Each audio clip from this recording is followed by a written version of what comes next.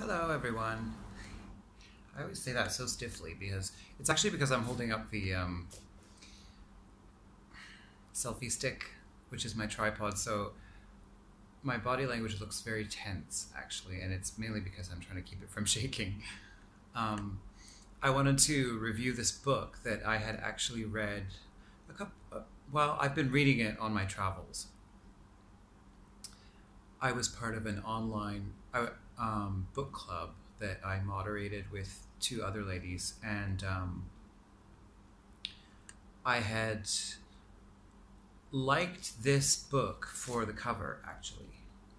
Originally, it's called The Dance of the Mystai, and it's got a picture of Hecate and some worshippers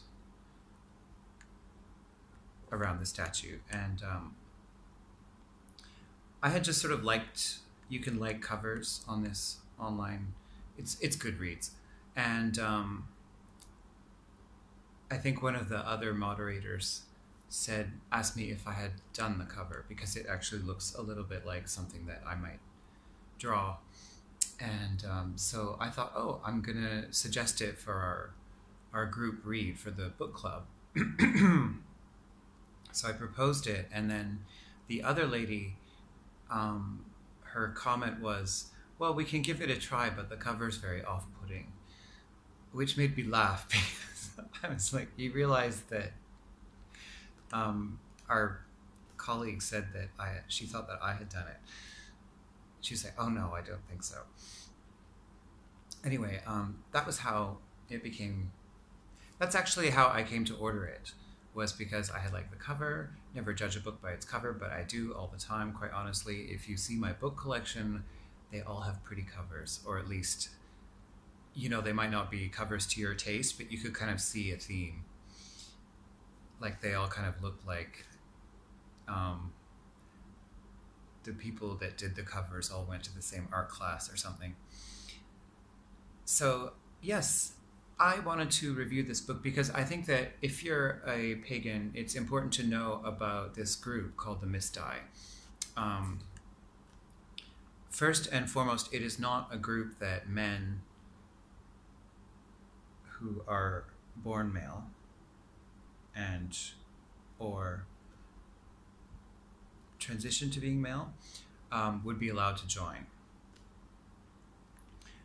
I'm sure many of you have heard about Wicca, which was a organization that sprung sort of loosely out of OTO, which Aleister Crowley and Arthur Waite, who made the tarot decks, were members of. And that, in turn, was loosely based on the Knights Templar, I think. Anyway, there's lots of secret societies. And Wicca was supposed to be this sort of nature-based religion. And it was at a time when people really believed in what was written in the Golden Bough. So there was some kind of like in the enthusiasm of people who joined Wicca, there was at the time a belief that there were some kind of ancient traditions being practiced within Wicca that came down from the Druids, and now the popular thought is that is poppycock, and in fact, it was all made up. But certainly, like the deities that are invoked, and there are things that are inspired by ancient traditions. I would say is a better word probably than, it's not like they've been passed down all this time, but there is definitely stuff that is practiced in Wicca that has been inspired by ancient Druids and their rituals. The truth is we really don't know what they did because all the accounts that we have come from Roman authors, and they might have been making stuff up because they were also doing this kind of psychological warfare propaganda thing at the time that they were invading Gaul and Britain. So they may have presented some of the rituals to make the druids look a little unsavory. And so we don't know if the druids actually did these wild things, or if, like, you know, they said that there was a lot of homosexuality among the Celts, and there was, you know, human sacrifice, the Wicker Man, and that they did a lot of naked rituals. Anyway, probably the naked rituals did happen. I mean, even though England is a bit cold, but I kind of feel like a lot of spiritual traditions from antiquity did, in fact, require that. I feel like there's an intuitive component that lends itself to nudity, in the sense that you kind of shed your normal self when you do a ritual when you're naked. And then at a certain point it became more associated, nudity became more associated with sex, which actually it need not be necessarily. Like, it doesn't have to be the only association you make, but I mean, nowadays in our society, like, the two are so intertwined, which I do think is a very Abrahamic mentality. Anyway, I'm digressing as usual. I have not learned to edit the videos. In a typical, I'm going to say in the tradition of my father and his father, my grandfather, I dispensed with looking at the instructions because I hate to read instructions, and then I tried to experiment on my own, thinking I could figure it out, and I couldn't. So anyway, out of the tradition of Wicca, there were several branches. There was Alexandrian Wicca, and then there was Gardnerian Wicca, which is also known as British traditional Wicca, and then there was Dianic Wicca. And Dianic Wicca was specifically for women. It's very female empowering, and I think the rituals are exclusively directed toward goddesses and female divinities. And the whole premise of Wicca is about balance. And the argument of Dianic Wicca was that there's already so much masculine-driven institutions in the world, and men holding offices of power in secular arenas as well as in religion. So they felt that this movement was actually addressing the balance. And but one of the things, the area where they drew the line was that they didn't want to include transgender women who identified as women, like who felt that they were women trapped in men's bodies, and then they made a transition to be female. And so there was this kind of schism in Dianic Wicca, and out of that emerged the Mystai, who are the branch that accept transgenders. And then, interestingly enough, there's nothing apart from they talk about the history of how the Mystai came about. They actually don't talk that much about transgenderism. Which, I mean, I'm not saying it's good or it's bad. I just thought it was interesting because it was kind of the root of how the organization started, and it's all about Hecate, which is the goddess of witches from the Greek tradition, who was supposed to have originated in Thrace, which is like Bulgaria. I thought it was kind of curious that they didn't address it, but anyway, there is a lot of interesting info in it. It is a very feminist book. When it was part of our book club, some of the male members got a little irked, I think, by the tone of the book, which is quite... I wouldn't say that it's... I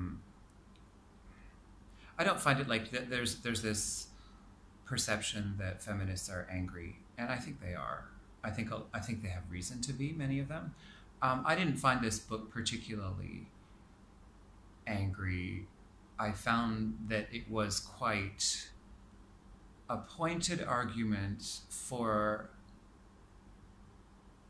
like, what they pointed out to me that I didn't even think about was how insidious patriarchy is. And I could even use it in my life as a man, and see how we disempower ourselves in the way that we think. And I don't think it's just women who do this. I think men do it to themselves too. And I think that's also a function of the same patriarchy, in fact. And I mean, I'm not like aspiring to join the Mystai, but I thought that reading the book was actually very rewarding. And so most of the book, if I'm going to review it, is like there's several sections about kind of experiences, like anecdotal experiences that the writer Tineke Bebu, I don't know if I'm saying that right, had several experiences that she had that impelled her to create this order. And also she talks quite a lot about unfortunate experiences that she had with other pagans. And she really, I think, was quite saddened by the way that women can have a tendency to disempower each other, even in a pagan setting or a pagan context where female empowerment is the main topic or main kind of objective. And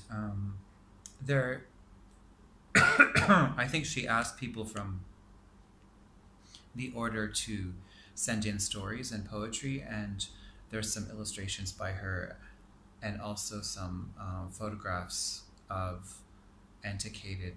I think there are some photographs of Hecate from the Greek times, the Greek Empire. And then I got so inspired that I started drawing in the book, which is just something, if I have to read like a textbook, I'm not like super brainy, so I can get like a little distracted and bored and want to play Candy Crush or something. So in order to engage myself, sometimes I like to doodle in the margins. And I throw myself like a small challenge, like try to draw something from the chapter or the paragraph, and then it actually keeps me engaged with what's being said, and a kind of visual connection also. Because I have a very visual brain, so whenever I have to learn something new, I try to use that, and it helps me a lot. I kind of feel like it's something that's not taken into account in a lot of the education systems, the fact that I think that different children are born with different talents that are kind of innately stronger in each child. And I think that, auditory, visual, kinesthetic, excuse me, those are things that kind of need to be assessed. Like, I really have a lot of respect for the Montessori method of teaching, because I think, from what I've heard, that they assess children when they're quite young and figure out which part of their brain is the strongest, and then encourage them in whatever area that is. And now I've gone off on a complete tangent. This is what happens when I make videos. I have a whole idea of what I'm going to say, and then I just kind of go into a spiral. Amazing, my own mind. Anyway, so Dance Mystai. I do recommend it. I think it's a good read, and I think that it's an important book if you're studying Wicca. There are so many different traditions of paganism that I think if you wanted to get into paganism, it would be important to learn. You don't necessarily have to start with the Mystai, but you would want to know a little bit about Wicca for sure, and then you would want to know a little bit about Asatru, and then it would be good to know something about Vodun, because these are probably the three biggest branches of paganism. I hope I'm not offending anyone by saying that, who identify as pagan, which is to say they distinguish themselves quite strongly from Christian or Islamic or Judeo beliefs, which is different than there are traditions like Hinduism and Shinto, which I think would be characterized as pagan by Abrahamic religions, but they themselves may not enjoy to think of themselves as pagan and be lumped in with Druidry and stuff like that. And then maybe there are members of those groups who do enjoy it. I don't know, but I think the majority just think of themselves as their religion, what that, respectively. Shinto believers think of themselves as Shinto, Tao believers think of themselves as Tao, and Hindus think of themselves as Hindu, and they're not assessing it in relation to the Abrahamic religions, whereas I feel like there are some, I feel like paganism kind of wouldn't exist as a thing without the Abrahamic religions. Like it, we kind of owe a lot to them in the sense that they defined who we didn't want to be. We didn't want to be like a set of spiritual beliefs that was based on do's and don'ts. I think that's kind of the main sort of ethos that I would describe is paganism is not just about a set of rules. It's about a personal journey. It's about a personal discovery of what you believe your beliefs are. And it also, I feel like paganism kind of embraces the idea that everything is sacred. It's very animist, or at least animist friendly in that way. I'm so sick of the way I sound because I have rambled on into so many different topics here, but I guess I had a lot on my mind, and then it just all came to the front of my brain when I started shooting this video, so I do apologize if it's all over the place. But thank you, Tineke Bebut, for writing this book, and it ended up being the one book that I wanted to bring with me on my travels, that I wanted to study. Not one, there was like two, but I'm very pleased that I brought it, and it's been very inspiring. So I'm going to leave this video, otherwise they won't let me upload it. All right, bye for now.